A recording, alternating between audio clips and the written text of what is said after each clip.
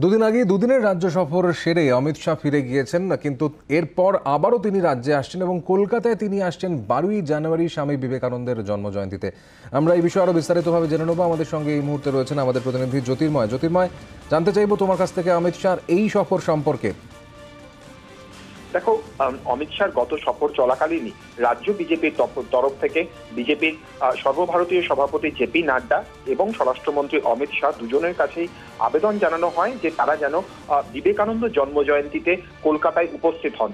যেহেতু এই মুহূর্তে জেপি নাড্ডা তিনি করোনা আক্রান্ত, 12ই জানুয়ারির মধ্যে তিনি হয়তো সুস্থ হয়ে যাবেন, কিন্তু তার পরবর্তী কর্মসূচি এখনো পর্যন্ত ঠিক হয়নি। অর্থাৎ জেপি নাড্ডা কি করবেন সে বিষয়ে এখনো পর্যন্ত কোনো খবর নেই। তবে স্বরাষ্ট্রমন্ত্রী অমিত শাহ তিনি কলকাতায় উপস্থিত হয়ে বিবেকানন্দ জন্ম দিবসে তিনি অনুষ্ঠানে তিনি যোগ দিতে পারেন। সূত্র মারফত আমরা এমনই খবর পাচ্ছি। যদিও স্বরাষ্ট্রমন্ত্রীর যে কোনো রকম সফরসূচি এত আগে থেকে কখনোই প্রস্তুত হয় না, কিন্তু বিজেপি সূত্রে যে খবর আমরা পাচ্ছি যে প্রতি 15 দিন বা 20 দিন অন্তর অন্তর পশ্চিমবঙ্গের বিভিন্ন রাজনৈতিক কর্মসূচিতে বিভিন্ন জায়গায় যোগ দেওয়ার কথা অমিত শাহের, এবং সেক্ষেত্রে জানুয়ারি মাসে মূলত বিবেকানন্দের জন্ম দিবসকে সব থেকে বেশি টার্গেট করা হচ্ছে। এবং এক্ষেত্রে যেটা সব থেকে গুরুত্বপূর্ণ, বরাবরই আমরা দেখেছি যে বিবেকানন্দের আদর্শ, বিবেকানন্দের মুখকে সামনে রেখে বাংলায় বিজেপি বরাবরই তারা প্রচার করে, এবং ফলত বিবেকানন্দের জন্ম দিবসকে কোনোভাবেই ভোটের আগে হাতছাড়া করতে রাজি নয় বিজেপি, এবং সেই কারণেই অমিত শাহ তিনি কলকাতায় হাজির থাকতে পারেন। সূত্র মারফত আমরা এমন খবরই পাচ্ছি। জ্যোতির্ময়, আমরা জানি যে বিবেকানন্দের জন্মদিনটায় তৃণমূল কংগ্রেস বা রাজ্য সরকারের পক্ষ থেকে কিন্তু ঢালাও অনুষ্ঠান থাকে, নানা ধরনের কর্মসূচি থাকে, দলগতভাবেও থাকে, সরকারিগতভাবেও থাকে।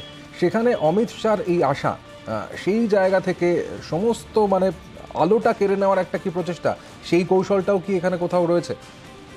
একদমই। দেখো, নেতাজির 125তম জন্মজয়ন্তী বা বিবেকানন্দর জন্মদিবস পালন প্রতিটা ক্ষেত্রেই এবারে বাংলার নির্বাচনের আগে যে বিষয়টি সব থেকে বড় সংঘাতের ইস্যু হিসেবে সামনে আসছে তা হচ্ছে বিজেপির বিরুদ্ধে তৃণমূলের প্রচার।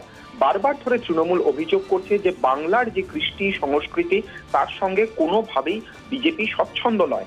আর এই বিষয়টাকেই পাল্টা প্রচারে নিয়ে আসতে চাইছে বিজেপি। অমিত শাহকে আমরা দেখেছি যে তিনি ক্ষুদিরাম বসুকে তিনি শ্রদ্ধা জানিয়েছেন, তিনি বিরসা মুন্ডাকে শ্রদ্ধা জানিয়েছেন, তিনি শান্তিনিকেতনে গিয়ে পৌঁছেছেন, তিনি বসে বাউল গান শুনেছেন, এবং নেতাজির জন্মদিবস উপলক্ষে ইতিমধ্যেই স্বয়ং প্রধানমন্ত্রী তিনি কমিটি ঘোষণা করেছেন যার নেতৃত্ব দেবেন স্বয়ং অমিত শাহ।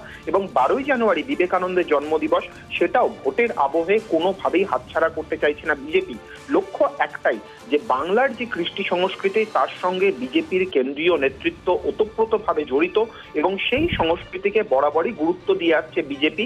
এই বার্তাটাই সাধারণ মানুষের কাছে পৌঁছে দিতে এই মুহূর্তে বিজেপি মরিয়া, এবং সেক্ষেত্রে জানুয়ারি মাসে বিবেকানন্দের জন্মদিন, 23শে জানুয়ারি নেতাজির জন্মদিন, কোনো অনুষ্ঠানকেই এই মুহূর্তে হাতছাড়া করতে চাইছে না বিজেপি। অত্যন্ত গুরুত্ব দিয়ে প্রত্যেকটা জায়গাতেই তৃণমূলের পাশাপাশি বিজেপিও ফোকাস নিজেদের দিকে টানতে কার্যত মরিয়া। ধন্যবাদ তোমাকে জ্যোতির্ময়।